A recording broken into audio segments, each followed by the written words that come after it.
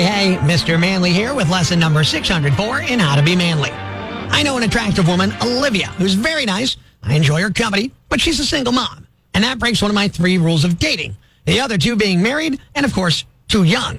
Yes, even Mr. Manly has some scruples. Anyway, I got a phone call from Olivia the other night. She said her son was picked up for shoplifting and wanted to know if I'd go to the police station with her. She was rattled, and I said yes. When we got young Eric home, she was grateful and thanked me for being there and acting like a father figure. She said that's what he needs, a father figure. I mean, a role model. And that's you. Well, being close to Father's Day and not having any children, I agreed to give it a go. Eric and I went out for a Rail Riders game, spent time in the park, even went for some bike rides. He would tell me all about school and all the girls that caught his eye. And he would always say, don't tell my mom. Of course, I taught him, no matter what, when you're with a young lady, you treat her with respect. Always be a gentleman and make sure you're well protected. Well, this past Wednesday was pizza night, and Eric had some friends over afterwards, and then he was off to his father's for the weekend to celebrate Father's Day. He embraced me before he left and gave me a Father's Day card. Olivia said, I can't believe the influence you've had on my son. When I was young, my dad disappeared, and I wish today I had a daddy to teach me how to stay on top, the ins and outs, and to be assertive. Well, I thought, happy Father's Day to me. I knew this could be handled in a manly manner.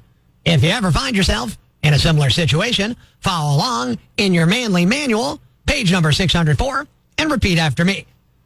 Number 1, I like to stay on top, but this time I'll teach you how to stay on top. Number 2, the ins and outs, spend the night with me, and trust me, you'll learn the ins and outs. Number 3, hey, Olivia, here's an example of being assertive. Look at this. Have you ever seen anything more assertive? Just then, as Olivia asserts herself by staying on top of you while beating your ins so hard they're coming out, you'll realize just what kind of man you really are. Until next time, this is Mr. Manly saying be manly and good day. He's known more for his width than his depth. Well, he's as dumb as you can get. Yeah. Prospector. Mornings on Rock 107. Breaking the news that's already broken. It's time for Prospector's Briefs on Rock 107. Golfer Rory McIlroy says his divorce is off. Turns out he and his wife decided to take a mulligan. Sunday is Father's Day. It's the day that every single one of us with a dad buys a card that says, thanks for everything, Nick Cannon. Ice Cube turns 55 tomorrow. Cube will spend the day like he does every other, just chilling. Making sure breaking news stays broken. Tune in Monday for Prospector's Briefs on Rock 107. Rock 107.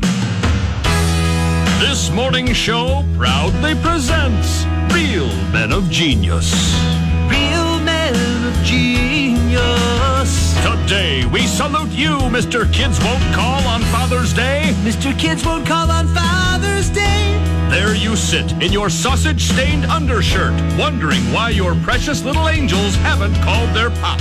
Did I forget to pay the phone bill? Was it the pull-my-finger trick that finally drove them away? Or was it your refusal to wear pants when answering the door? Boxer short doorman. Perhaps it's the fact that you were drunk at nearly every PTA meeting. Or was it your bizarre habit of urinating in the backyard? I'm at one with nature. So go ahead. Keep pacing the trailer floor, wondering why your kids don't seem to appreciate anything.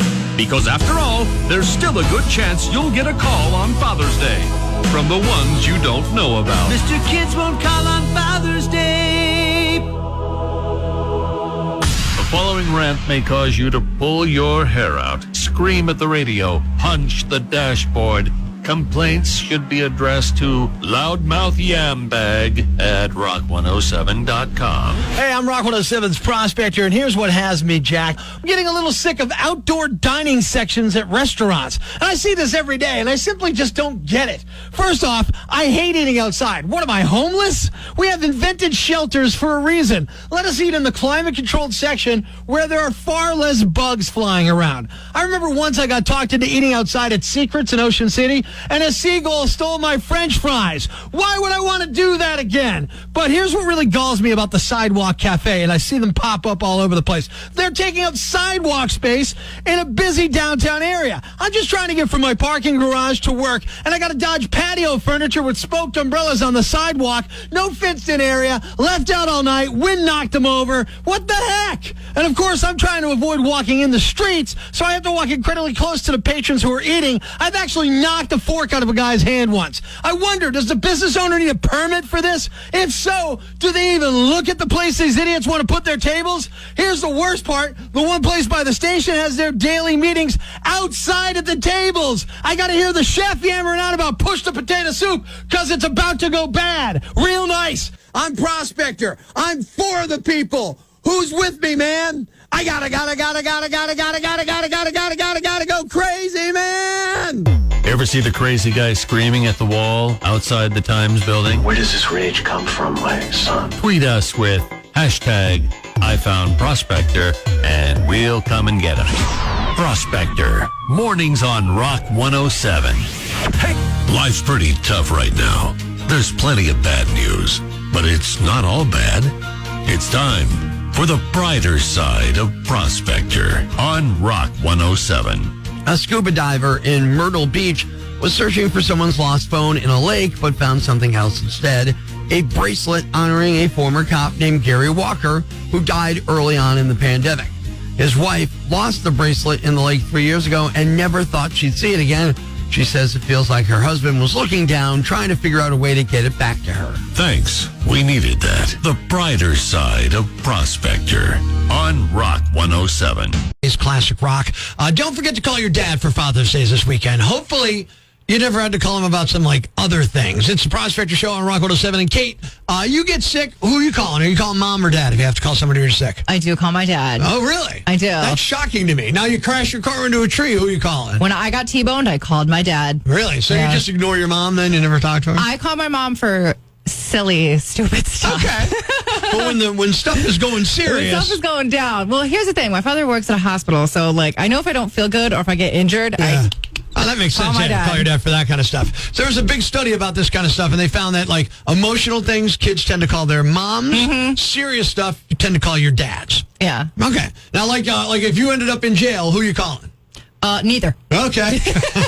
I'll be honest with you. If I end up in jail, and even at this age, I'm 56 years old. If I end up in jail and I call my dad, he'd be like, "You must have done something wrong. You can just sit there." He taught me stuff when I was little, like how to fish and tie my shoes. He bailed me out when I was a stupid kid, told me dirty jokes I never knew.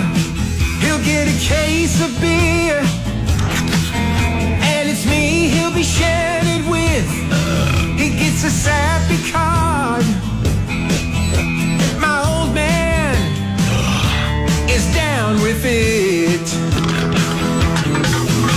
Yeah, my old man is really hip.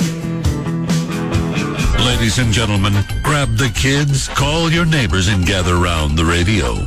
It's now time to announce the winner of Prospector's Yam Bag of the Week, as decided by you at rock107.com. We uncover the most baffling, ridiculous, pathetic, cockeyed, laughable, preposterous blunders in the world of misdeeds. Nominee number 1. Maybe next time you set off a car alarm, I don't know, leave the area. Jesse James Hall, a Florida inmate who decided to take an impromptu field trip by escaping from prison, ended up in a woman's BMW. His grand escape came to a screeching halt when the car's alarm went off, alerting the owner. When the woman found Hall in her car, he grabbed her arm, but she wasn't having any of it. She broke free, ran back into her house, and grabbed a firearm while waiting for cops to show up. Hall, ever the genius, gave a fake name, but thanks to fingerprinting, his true identity and an active escape warrant were revealed. He's now facing multiple charges, including burglary, battery, and resisting arrest.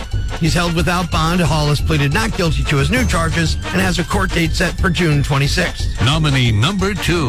Imagine having to look your new father-in-law in the eye the day after doing something this dumb. A young couple named Alex and Lydia Kessinger just got married in Utah, but Lydia wasn't exactly in tip-top shape thanks to a very dumb mattress moving mistake they made a day earlier. They were moving into a new place and wanted to get their new king mattress there before the wedding night. So Alex tossed the mattress in the back of his truck and told Lydia to just lie on it to weigh it down. He was doing 50 miles an hour when the mattress flew out of the truck with Lydia still on it. She ended up with some serious road rash. Her arms and face got scraped up, and she broke her 2 front teeth. Then once she stopped skidding across the pavement, she had to get up and dodge traffic. All in all, she's just lucky to be alive, and despite the injuries, they went through with the wedding the next day. Nominee number 3.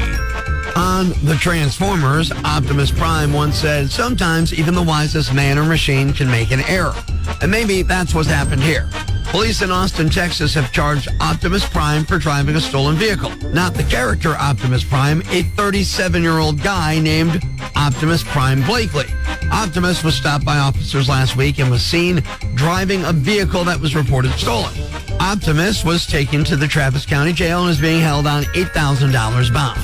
Nominee number 4. I guess this guy won't be wishing his dad a happy Father's Day. A 52-year-old man named Sean Bigwood has been arrested after driving from South Carolina to Florida and trying to kill his father. Sean showed up at his dad's house and just started shooting at the place.